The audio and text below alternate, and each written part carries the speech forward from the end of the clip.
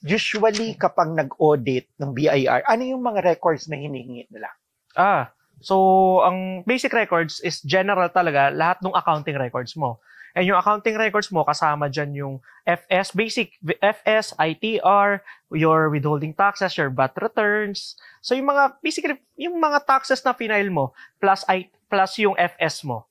So yun, as in, yun yung i-prepare mo. And syempre, when we say returns, nandiyan yung mga supplemental returns. Nandiyan yung mga attachments like summary list of sales, summary list of purchase. So yun yung mga i-prepare mo. Then, during audit, madalas yung physical audit dyan, yan yung mag-aano ka ng mga resibo. Yeah. Check, i-substantiate yung mo mga na yung resibo. kahon-kahon na resibo ba yan? Resibo, kontrata, Oo. yung mga iba't ibang ganyan eh. Tapos, tip lang naman, kapag may physical audit po sa inyong BIR, huwag nyo naman ilagay sa kakaibang room. Naranasan ko na physical audit, dinala ko sa sobrang lamig na room. Naranasan ko na, sobrang init naman. Parang gustong-gusto akong paalisin. Nagmamadaling paalisin ka. Ganun. Sad.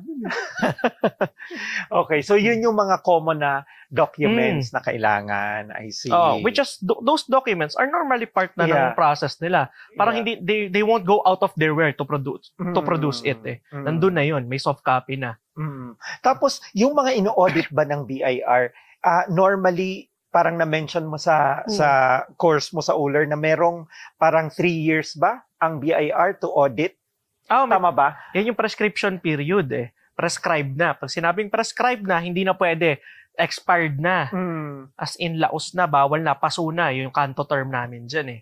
So, yung prescription natin, general rule, meron tayong 3 years. Ang BIR may 3 years para i-audit ka. So, 3 years from the date of filing or the deadline, whichever comes first. So, for example, ito, April 15, 2024, ang deadline ng taxable year 2023. So, yung taxable year 2023, ipa-file mo yan ngayong April 15, 2024. Ngayon, the BIR has 3 years from that day para i-audit ka.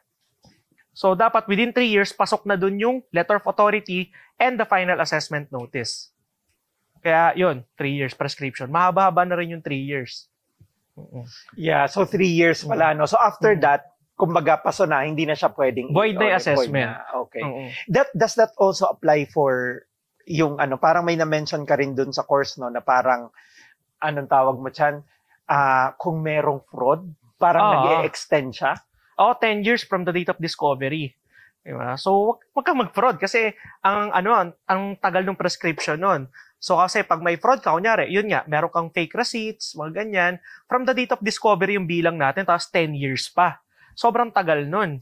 Diba? Baka college na yung anak mo, hindi pa